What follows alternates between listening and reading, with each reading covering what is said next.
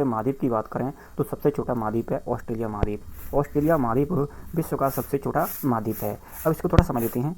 विश्व के तो ऑस्ट्रेलिया विश्व का सबसे छोटा महाद्वीप है और इसे द्वीपीय महाद्वीप भी कहा जाता है। 2 द्वीपों का महाद्वीप भी इसको कहा जाता है। पर्वत श्रृंखलाओं के ऊपर महत्वपूर्ण प्रश्न। ये महत्वपूर्ण प्रश्न गत वर्ष में पूछे गए प्रश्न हैं और एग्जाम की दृष्टि से काफ़ी महत्वपूर्ण हैं। तो अगर हम बात करें प्रश्न नंबर 2 की, तो प्रश्न नंबर 2 हमारे पास इस प्रकार है। सिंधु जल समझौता 1960 के तहत भारत किन 3 नदियों के 80% जल का प्रयोग कर सकता है? तो अगर इसके सही आंसर की बात करें तो इसका सही आंसर होगा option number D, Ravi, Beas और सतलज। रावी, ब्यास और सतलज नदी के जल का प्रयोग भारत 80% तक कर सकता है। तो इसका right answer option number D होगा। अब बात करते हैं प्रश्न नंबर 3 की। तो प्रश्न नंबर 3 हमारे पास इस प्रकार है। झेलम नदी का प्राचीन नाम क्या है? झेलम नदी का प्राचीन नाम क्या है? तो झेलम नदी के प्राचीन नाम की बात करें तो झेलम नदी का प्राचीन नाम है बितिस्ता।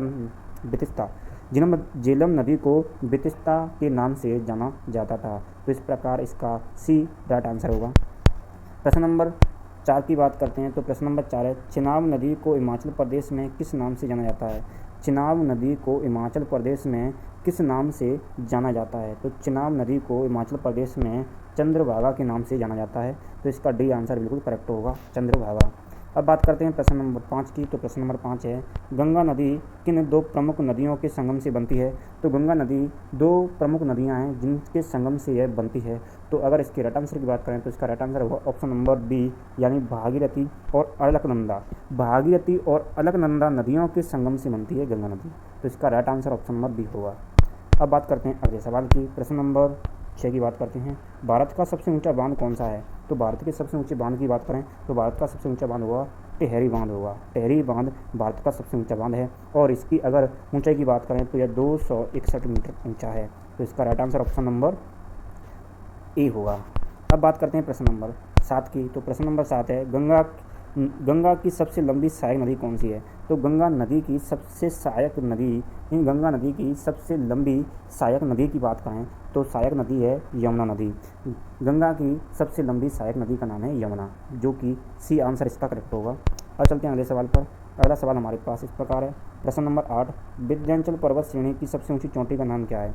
तो विंध्याचल पर्वत श्रेणी की सबसे ऊंची चोटी के नाम की बात करें तो इसका सही आंसर होगा ऑप्शन नंबर बी, यानी सबदाबना इसका सही आंसर है। अब बात करते हैं प्रश्न नंबर 9 की। प्रश्न नंबर 9 है। दक्षिण भारत की सबसे ऊंची चोटी कौन सी है? दक्षिण भारत की सबसे ऊंची चोटी का नाम क्या है? तो दक्षिण भारत की सबसे ऊंची चोटी का नाम है अन्नाईमुड़ी। अन्नाईमुड़ी दक्षिण भारत की सबसे ऊंची चोटी है। तो इस प्रकार देखा जाए तो प्रश्न नंबर 9 का सही आंसर होगा ऑप्शन नंबर सी, इसका राइट आंसर है। अब बात करते हैं अगले सवाल की। तो अगला सवाल हमारे पास इस प्रकार है। प्रश्न नंबर 10। नर्मदा और सोन नदियाँ कहाँ से निकलती हैं? नर्मदा और सोन नदियाँ कहाँ से निकलती हैं? नर्मदा और सोन की बात करें तो इन नदियों का उद्गम स्थल है अमरकंटक। ये अमरकंटक की पहाड़ियों से निकलती हैं। नर्मदा और सोन नदियाँ अमरकंटक से निकलती हैं। तो इसका right answer option number A होगा। अब बात करते हैं प्रश्न नंबर 11 की। प्रश्न नंबर 11 पश्चिमी घाट को किस अन्य नाम से जाना जाता है? तो पश्चिमी घाट को किस अन्य नाम से जाना जाता है? तो इसको हम सह्याद्री, इस घाट को अन्य नाम है जिसको हम सह्याद्री के नाम से जाना जाता है। तो इसका ए आंसर बिल्कुल करेक्ट होगा। अब बात करते हैं प्रश्न नंबर 12 की। तो प्रश्न नंबर 12 हमारे पास इस प्रकार इसका आंसर दिया हुआ है। तो प्रश्न नंबर 12 है। सलालम बग लिहार और दुलस्ती जलभृत परियोजनाएं किस नदी पर स्थित हैं? तो सलालम, बलिहार और जलभृत परियोजनाएं किस नदी पर स्थित हैं? तो अगर इसके राइट आंसर की बात करें तो इसका राइट आंसर होगा ऑप्शन नंबर डी, इसका राइट आंसर है, यानी चिनाब नदी पर स्थित हैं। तो इसका right answer option number D, यानी चिनाब नदी पर स्थित हैं। अब चलते हैं अगले सवाल पर। तो अगला सवाल हमारे पास है। अगला सवाल प्रश्न नंबर 13 की बात करते हैं। प्रश्न नंबर 13 है। किस नदी को बिहार का शोक कहा जाता है? किस नदी को बिहार का शोक कहा जाता है? अगर हम बिहार के शोक की बात करें तो बिहार का शोक कहा जाता है इसमें कोसी को। कोसी नदी को बिहार का शोक कहा जाता है, इसलिए इसका डी आंसर बिल्कुल सही होगा। तो कोसी नदी अपनी मार्ग बदलने के कारण के लिए कुख्यात है, यानी कोसी नदी अपना मार्ग बदलने के लिए कुख्यात है, जिसे बिहार में भीषण बाढ़ आती है, इसलिए इसे बिहार का शोक कहा जाता है। यही कारण है कि ये अपनी मार्ग को बदल देती है, जिसकी वजह से बिहार में काफ़ी तेज़ बाढ़ आ जाती है और इसलिए इसे बिहार का शोक कहा जाता है। प्रश्न नंबर 14 की बात करते हैं। प्रश्न नंबर 14, पश्चिमी घाट को दो भागों में विभाजित करने वाली अक्षांश रेखा कौन सी है? तो पश्चिमी घाट को दो भागों में विभाजित करने वाली अक्षांश रेखा की बात करें तो इसका नाम है 16 डिग्री उत्तरी अक्षांश। 16 डिग्री उत्तरी अक्षांश पश्चिमी घाट को दो भागों में विभाजित करने वाली अक्षांश रेखा है। अब चलते हैं अगले सवाल पर। प्रश्न नंबर 15 की बात करते हैं। प्रश्न नंबर 15, केंद्र शासित प्रदेश में सिंधु नदी कहाँ से प्रवेश करती है? तो केंद्र शासित प्रदेश में सिंधु नदी कहाँ से प्रवेश करती है? अगर इसकी राइट आंसर की बात करें तो इसका right answer option number A होगा, यानी दिमचौक से क्या करती है? प्रवेश करती है। केंद्र शासित प्रदेश लद्दाख में सिंधु नदी दिमचौक से प्रवेश करती है। दिमचौक स्थान है, वहाँ से प्रवेश करती है। तो इस प्रकार इसका ए आंसर सही होगा। अब बात करते हैं प्रश्न नंबर 16 की, सतलज नदी का उद्गम स्थल कहाँ है? तो सतलज नदी का उद्गम स्थल की बात करें तो सतलज नदी का जो उद्गम स्थल है तो इसका right answer option number B होगा। मानसरोवर के पास रकस ताल है जहाँ से सतलज नदी का उद्गम हुआ है। अब बात करते हैं प्रश्न नंबर 17 की। तो प्रश्न नंबर 17 इस प्रकार है, वुलर झील जो भारत की सबसे बड़ी मीठे पानी की झील है को मुख्य रूप से किस नदी से जल प्राप्त होता है? यानी जो मीठे पानी की झील है वुलर झील, इस झील को किस नदी से जल प्राप्त होता है? तो इस नदी को झेलम नदी से जल प्राप्त होता है, इसलिए इसका ए आंसर बिल्कुल सही होगा। प्रश्न नंबर 11 की बात करते हैं। प्रश्न नंबर 18 की बात करते हैं। प्रश्न नंबर 18, इंदिरा गांधी नहर जो भारत की सबसे लंबी नहर है का उद्गम किस स्थान से होता है? तो इंदिरा गांधी नहर जो भारत की सबसे लंबी नहर है का उद्गम किस स्थान से होता है? तो अगर इसकी राइट आंसर की बात करें तो इसका राइट आंसर होगा ऑप्शन नंबर डी, हरी के बैराग से। हरी के बैराग से इंदिरा गांधी नहर का उद्गम हुआ है। अब बात करते हैं प्रश्न नंबर 19, रुद्रप्रयाग में अलकनंदा नदी के साथ किस नदी का संगम होता है? रुद्रप्रयाग में अलकनंदा नदी के साथ किस नदी का संगम होता है?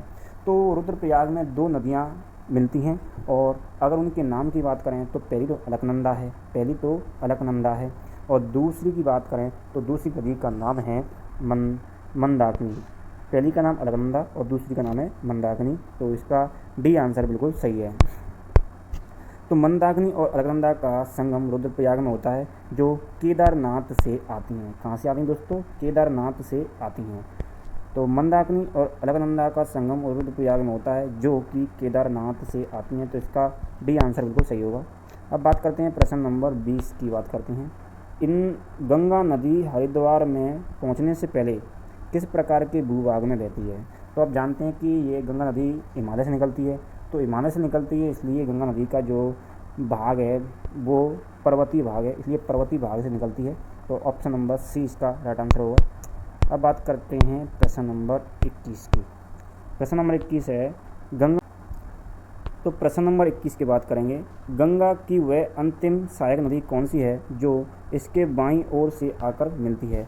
तो बाईं ओर से आकर मिलती है और अंतिम सहायक नदी की पूछ रहा है। तो इसका सही आंसर ऑप्शन नंबर सी होगा, यानी महानंदा नदी है जो कि अंतिम सहायक नदी है गंगा नदी की और ये बाईं ओर से आकर मिलती है।